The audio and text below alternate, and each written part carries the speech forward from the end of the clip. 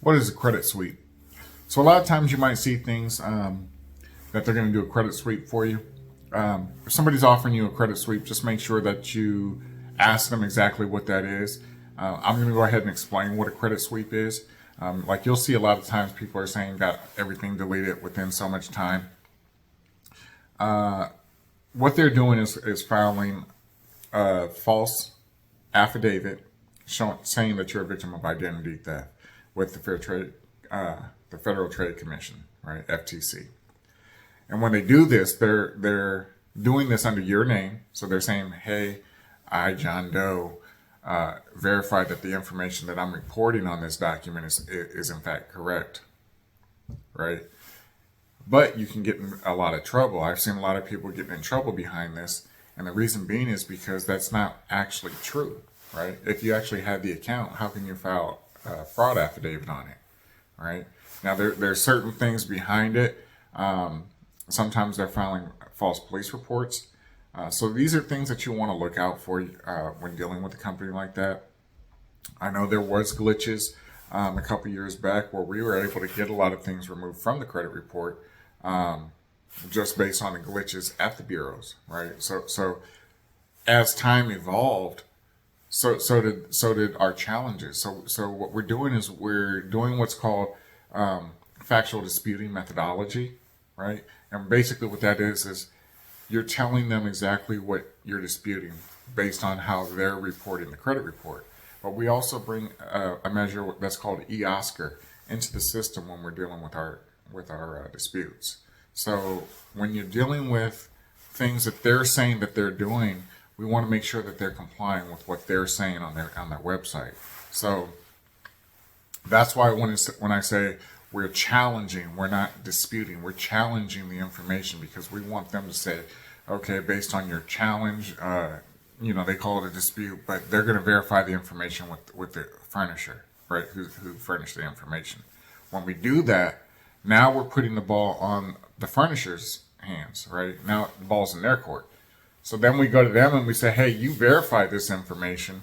It's still incorrect from the 3 different bureaus. What are you doing to justify and rectify what you're actually reporting, right? So we're taking this full circle because we want to make sure that what we're doing is going to, in fact, benefit you, right? Now, a lot of times when you're dealing with a company, they're not going to get in depth with you as far as what they're actually doing, right? Again, our main focus is finance.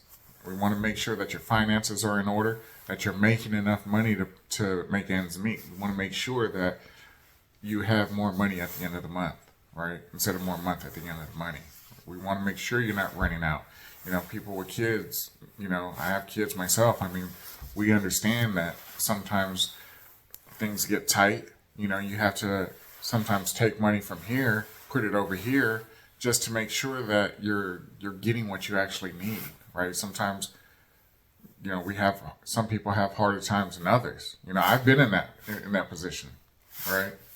So I'm trying to do these things for you guys as a community as a whole, because I hate to see when a lot of my clients, they go to other companies and then things didn't work out, and then they come to me and they see the type of caliber of information that we're providing for them, right? I'm going to provide you with the actual letters that I use. I'm not just going to say, hey, I'm sending these letters out. I'm going to show you what it is, right? Because at the end of the day, why hide it from you, right? I mean, you're paying for a service. It's only right that you get the information, right? It's only right that, hey, I say what I'm going to do and I do what I'm going to say, right? I'm not going to tell you one thing and then go off and do another thing. I don't think that's right. I don't think it's honest, and I don't think it's a good thing or a good way to run your business, right? So when I'm going through these things with you guys, I'm going to help educate you guys, because I really want to get that point home. Like I can't express it more. At the end of the day, I want you guys to learn the process, right, behind the way I'm thinking, right? I hate to see people come back to the program, right, because I don't think it's fair for them. But at the end of the day, it's because they didn't have that financial know-how. Like They didn't have the discipline. And discipline comes down to a lot, because there's so many people who spend so much money eating out, but they don't have the money to really afford to eat out all the time, right? They'll go spend money. Hey, you want to go eat?